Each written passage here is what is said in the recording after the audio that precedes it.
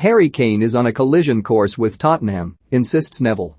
Gary Neville fears Harry Kane is now on a collision course with Tottenham after the England captain failed to turn up at training for a second day in a row. Kane, who has just returned from a holiday in the Caribbean and faces a period of isolation, is determined to leave his boyhood club this summer, with Manchester City keen and already having a £100 million bid snubbed. The 28-year-old's future at his boyhood club has been shrouded in doubt ever since the end of last season, when during an interview with Neville himself, he admitted he hopes to have an honest conversation with chairman Daniel Levy about his future and that he would love to play with City star Kevin De Bruyne. Kane's stock has risen considerably over the summer, having led England to the Euro 2020 final against Italy, and he has made clear his desire to play at the highest level and challenge for team trophies, speaking out about his disappointment with Tottenham's failure to do so after losing to City in the Carabao Cup final in April.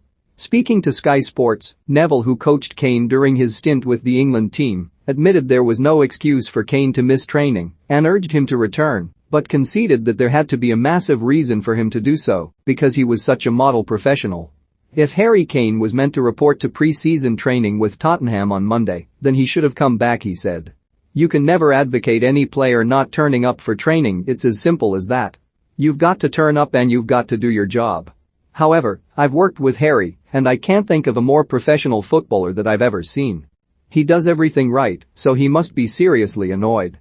Something has happened badly that has made him do that. It still doesn't excuse it for me. He should still have come into training, and you respect your teammates.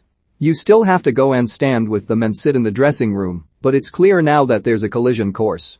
Neville's Sky colleague Jamie Carragher has already condemned Kane for skipping training and said he was ruining his name at Spurs, and the former Manchester United defender agreed that Kane has a duty as a leader to head back to Spurs and lead by example. He also feels one of the key factors in Kane's decision could be Levy backtracking on a gentleman's agreement. Sportsmail understands the forward believes he has such a verbal deal with the chairman, but the Spurs Supremo will not let him go for any fee less than £150 million. If a compromise can't be reached, then it could get a little bit messy for a few weeks, as Harry clearly wants to leave, Neville added. There's no doubt about that, it's now there for everyone to see. He had to turn up at training, but there must be a massive reason behind the scenes for him not to have. It all depends on what's been agreed, but I can only imagine Harry feels that agreement has been backed out of from Tottenham's side. He wouldn't do this unless there was something significantly wrong behind the scenes. It's a big call to have to make, refusing to turn up to training. For the England captain to not turn up at his club, it doesn't get any bigger. Harry's now got to get back in quickly and get running around that pitch with his teammates. As much as he might want to leave, and as much as he may feel hard done by, and as much as he's annoyed with the guy making the decisions, he's got to get back to his teammates. They're professional players who look up to him. He's a massive icon at that club and in this country, so I feel he'll have to get back into the group very quickly. Kane is expected to return to training by the weekend, having been a no-show on both Monday and Tuesday following a short holiday. Spurs had been anticipating his return for initial checks on Monday, including COVID-19 tests, ahead of training for the new campaign.